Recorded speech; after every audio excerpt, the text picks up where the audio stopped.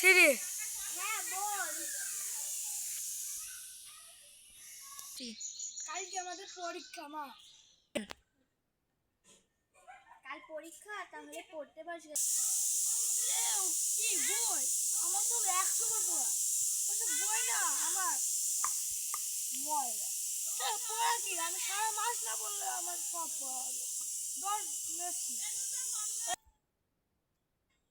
প্রতি বছরই তো বলিস পরীক্ষা পরীক্ষা, তুই লেখার সময় তো কিছু পারিস নি। যা গিয়ে পড়তে বসবে ঘরে যা। ঠিক আছে। এ মা বুঝে না পড়তে ভালো লাগে না। আমাদের দেশের নাম বাংলাদেশের রয়েছে না, পড়তে আর ভালো লাগছে না। তো ওইটা বন্ধ করে দি।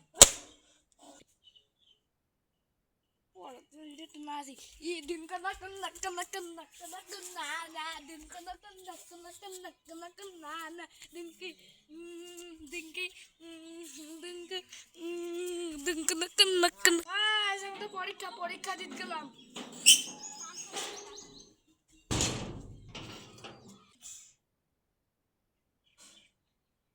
আমাদের দেশের নাম রে বাংলাদেশ মনে নেই কি নাম।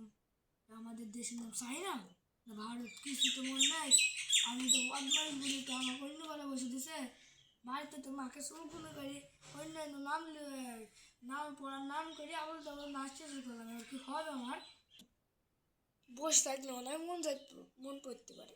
তাই একটু বসে থাকবে এখন না। শেষ একটা দেশের নাম লিখে দিতে লাগবে। ও ঘন্টা বেজে গেছে, এবার কি হবে? জামাতে হবে, জামাতে হয়ে গেছে, হবে।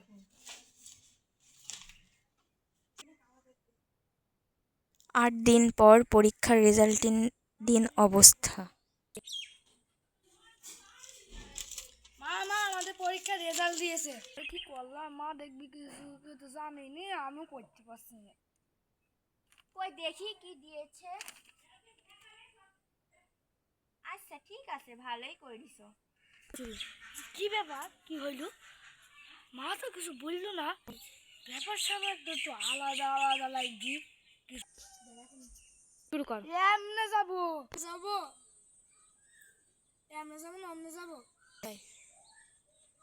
যাই আর রান্নাঘরে যাই, মা কি করছে দেখে আসি। মা এগুলো কি হবে সব? এই তো মধু, তোর জন্য কিছু স্পেশালি রান্না করছি।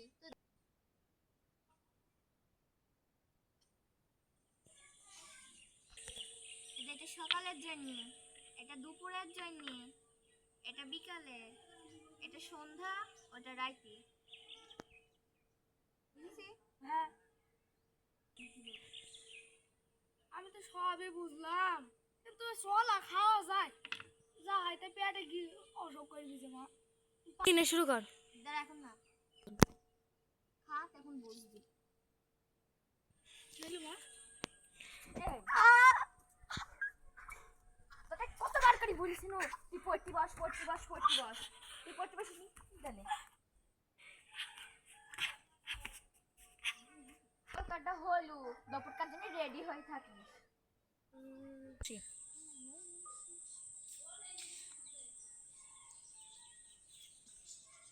সারাদিন সন্দেহ করছে না, পরীক্ষাতে একটু ভুল ভবিষ্যৎ তো হইতেই পারে, তার কি রাতি কাটটা আমি একাই করবো ভালো জিনো। আজকে বাড়ি নেই খেলা দেখাচ্ছি।